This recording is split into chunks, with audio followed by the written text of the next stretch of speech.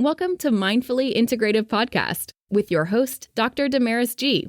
Mindfully Integrative is a podcast discussing ways toward mindfully incorporating integrative health into our lives. This podcast will have informative resources, fun topics, interviews, and discussions relatable for today with a true mindful perspective in a mind-body, holistic life approach. Hi, how are you? This is Dr. Damaris Maria Grossman, and this is the Mindfully Integrative Show. And thank you so much for joining in today on our Mindful Chat with Joeseph Fair. He is an author, a firefighter. He has so much to offer and so much to talk to you about of his health journey, his life, and all those that he's come in contact with, that he's helped out. So I really can't wait for you to join in and learn more about Joeseph Fair. How are you today? Excellent, Dr. G. And I love your podcast. Just listen to the one on the microbiome and how it affects our neurology. And I'll tell you what, it was a masterpiece. Oh, thank you very much. It's all research back. I don't say anything that doesn't come from learning on some aspect or in functional medicine too. Excellent. So tell us a little, I saved before we start, a little fun fact about you. I'm going to have all the information about you and, later, but let's know something fun. I have an insatiable appetite for learning. I'm a perpetual learner and I love learning new things all the time and I bounce around. So I'm no expert at anything, but I have a basic understanding of a lot of things from psychology, sociology to spirituality. That's amazing. How have some of those learnings, perspectives changed the way you are now? Well, I realized after learning a little bit and doing some meditation that I have a touch of a workaholic gene and a perfectionist gene.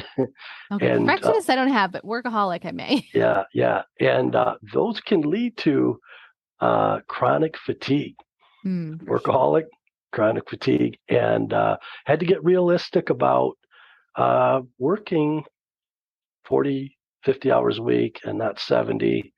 At one point in my career, I worked so much that the stomach acid burned a hole in my intestines and gave me diverticulitis and other illnesses. And yes, mindfulness, meditation, and a daily introspection of how tired I am and if I should start a new project or if I should go for a walk in the park. I live my life a lot differently since I started meditating.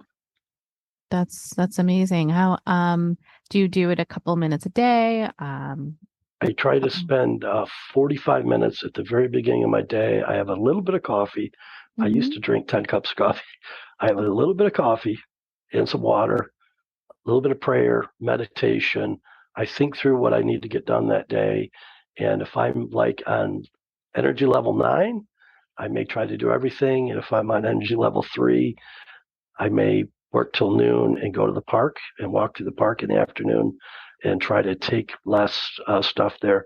I am clearly overdriven and a personality, and I've had to try to dial that back to keep my health, my heart, and my intestines healthy.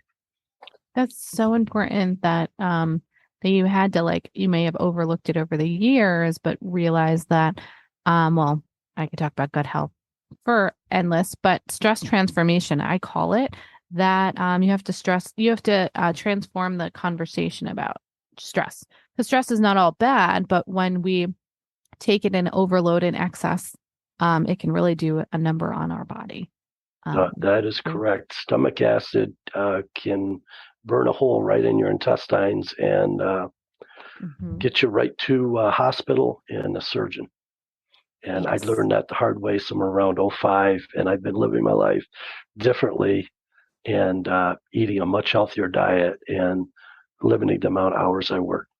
That's excellent. I'm glad that you kind of found that shift, because I think some people will never be aware and will never change the way that they are and never empower their health. And the reason I have these conversations with individuals like yourself is, no, you're not a medical person, right? You're an individual living your life, trying to, get through all different aspects and stress and perfectionism, working. but you've had health issues and you've identified that you're not perfect. You've had, ways to work on it, and stress transformation in itself has helped you. And then changing the way that you eat, and probably you're walking more and you're doing more, drinking more water, things of that nature. And yes, getting to bed at 10 o'clock every night, even if I got a big project, shut the computer off, get to bed, visualize the next day, and not get too caught up in getting everything done today. That's a challenge. I'd have to say I can relate to you on that. Having little one now, it really was, he kind of forced that one on me, but I learned that, there's always another day.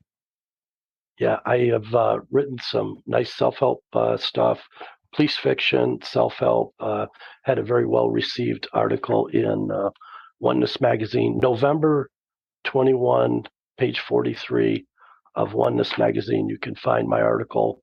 It's a byline with Marcus LaPointe, and we wrote an article on overcoming adversity because we both had some adversity as writers.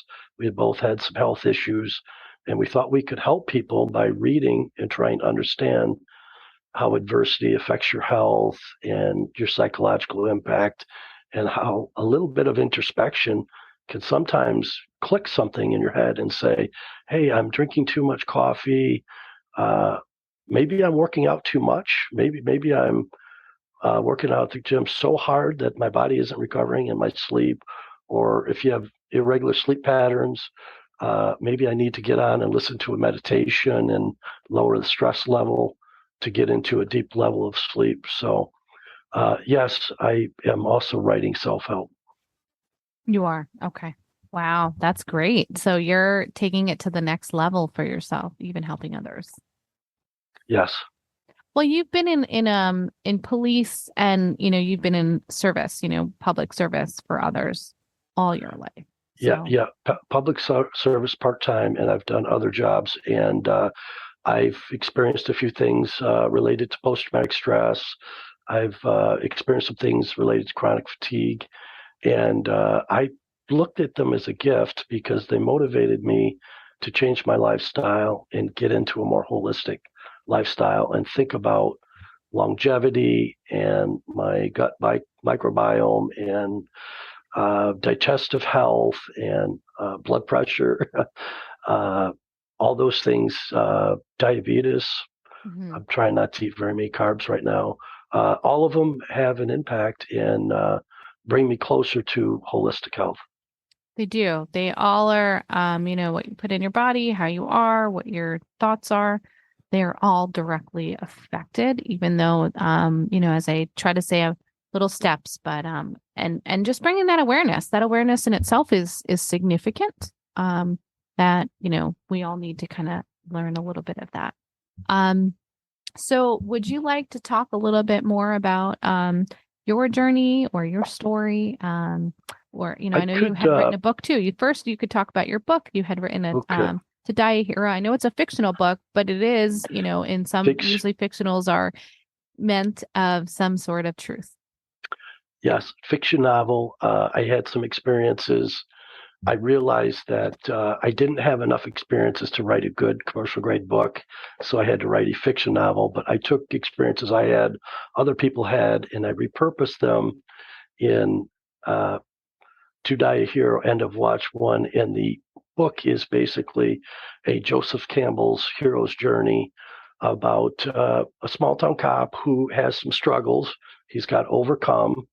And then he has got to find his courage and face a natural disaster at the end of the book and rally the rest of the people on the team to all be team players to save lives.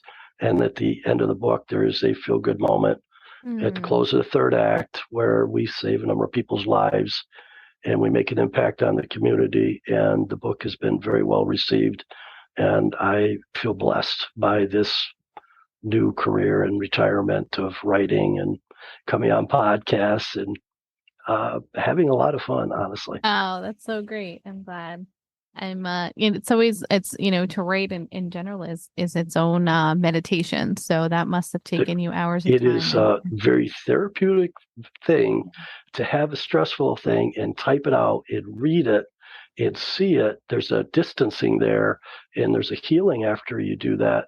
And anybody that's having stress issues right now, listening to this, listen closely, journal it down, read it, think about it, and go talk to your doctor or healthcare provider on how to manage that stress and get a technique to meditate and get your mindfulness off the stress and onto positivity.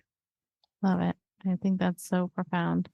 How would you like to kind of talk a little bit about, your oneness article, or where I know you said that, in general, you've talked about how you've had some health issues and transition.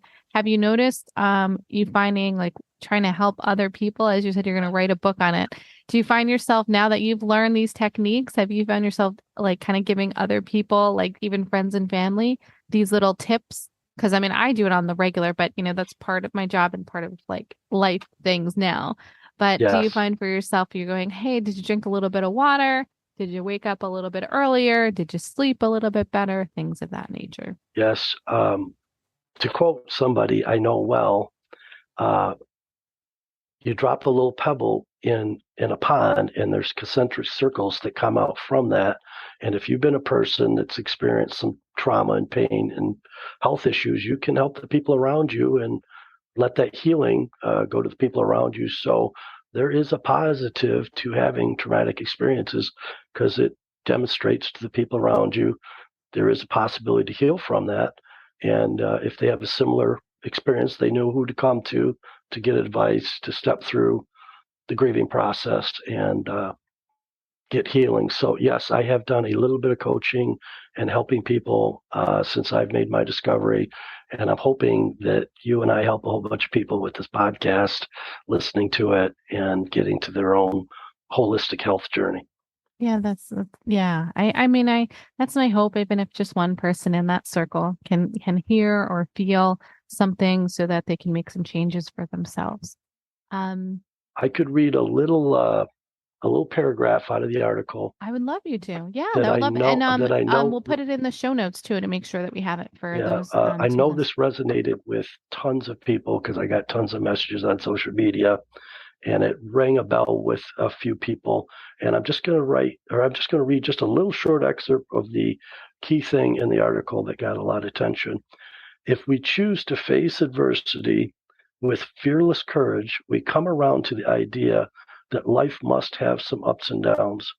The process of fault finding is unsatisfactory resolve. The elevator of life must have purpose. If humans are the clay and God is the sculptor, then life must possess some change, and change can be difficult. If we resist change, we are not participating in life with fearless courage. If we face and overcome adversity with courage, then we're living life from the dynamic that surrenders creativity of our life experience to God. Do you like that? I do. I'm trying to sit with it for a sec. Yeah, we'll put the show notes. We'll put a link to the digital copy. Anybody that heard that, they'll be able to go read the digital copy for free, the whole article.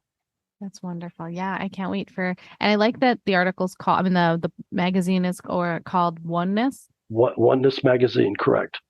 That's a good title. Yes. I feel like that could be construed in many aspects, right? So what inspired you through these years that kind of got you to kind of write and change? I know that your health journey, but what also inspired you? What was it? Was it something specific?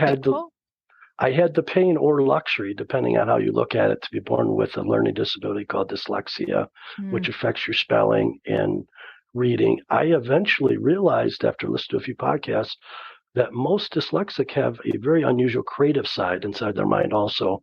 It's augmented away from the lexicographic structure of the sentence, but it has an augmentation toward creativity. And when I discovered that, I gave some tries to writing and set some stories around to friends, and they said, yes, your writing is way above average, and you need to take that and bring it, package it properly, and bring it to publishing. So I knew I had experiences from public safety. I knew I had ideas with self-help, and I had to sit down and at the computer and write out ideas. And it was the book was a 4-year project from outline to publication, and I was given 90 days to write this article, and I probably put in 25 hours. Marcus Lapointe and I put in 25 hours to write that. So yes, being dyslexic gives you a little advantage in knowing how to structure a story and make it engage with readers.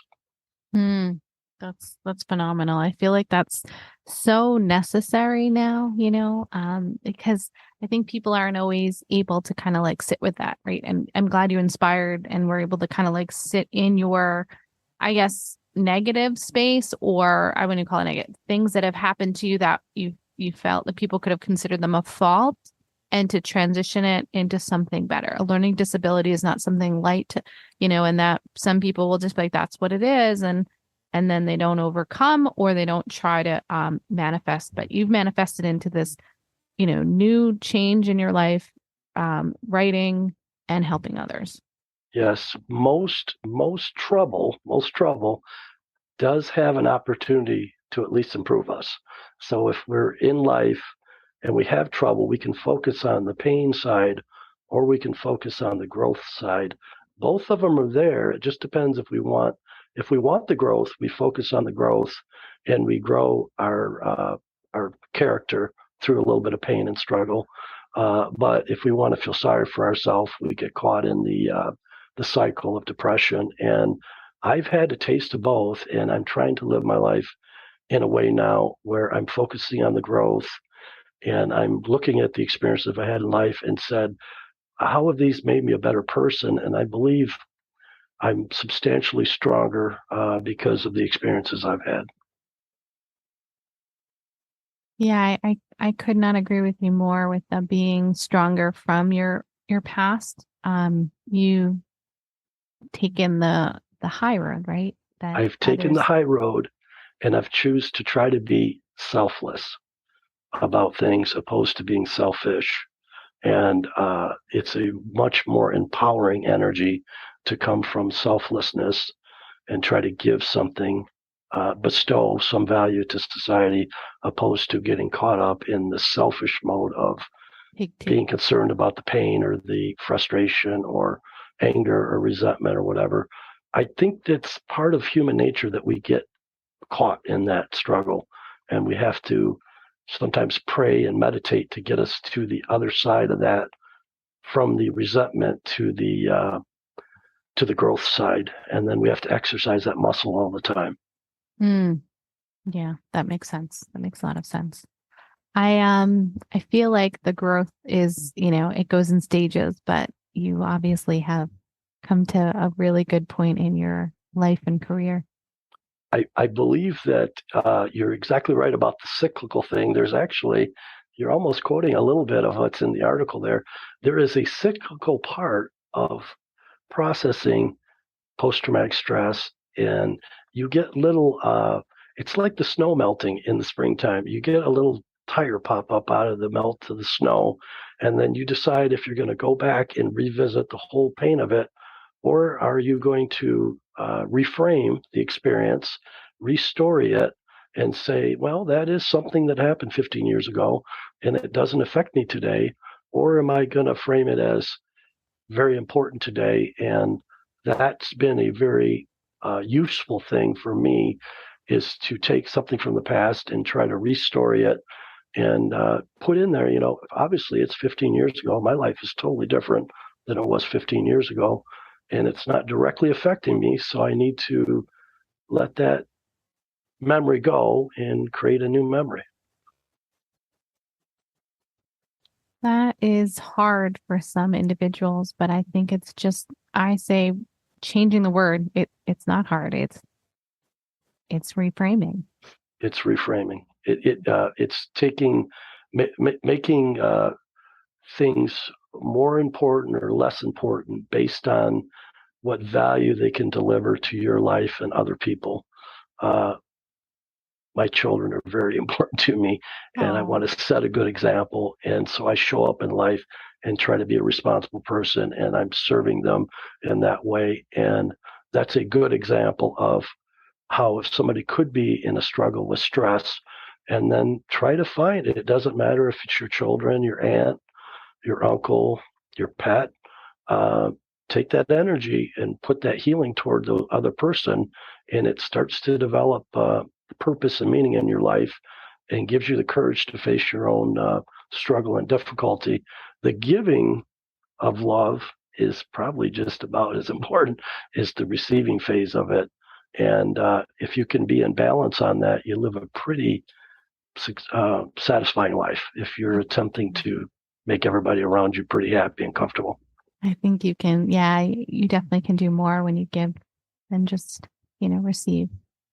Would you like to tell, I'm going to have information on how they can receive you in the show notes, but how can they get a hold of you? The best place to get a hold of me is Joeseph Fair at Facebook. I also have author page Joeseph Patrick Fair. Either one, people can reach out, direct message me. I can no longer receive friend requests. I can only get followers, but you can direct message me there, or Joeseph Fair at LinkedIn. And if you want to see my creative projects, you can go to Joeseph Fair at Twitter.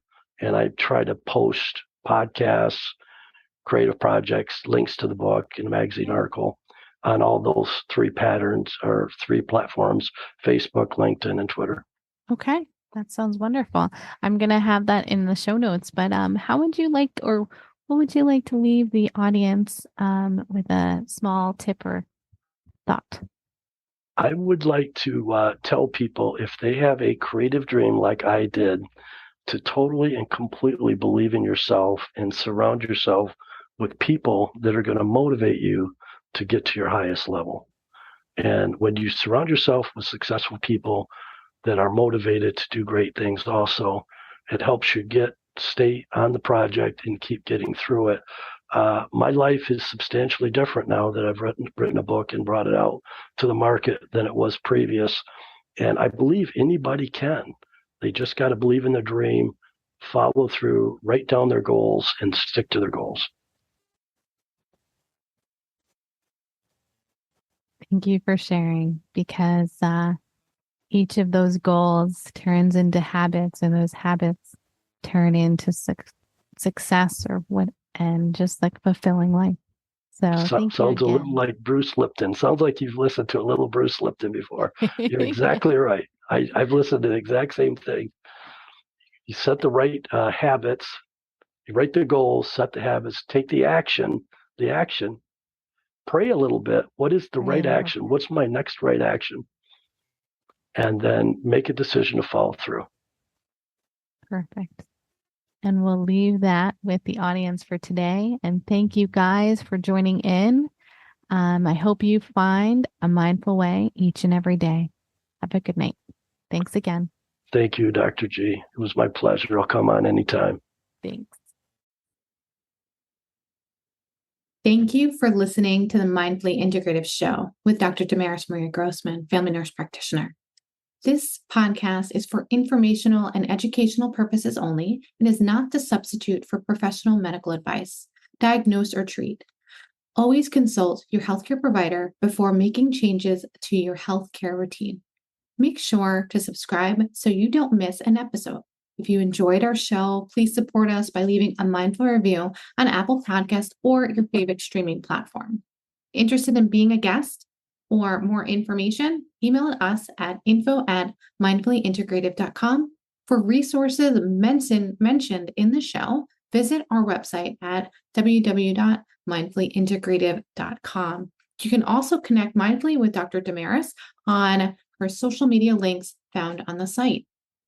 May your strength and peace guide you to find a mindful way every day. Namaste.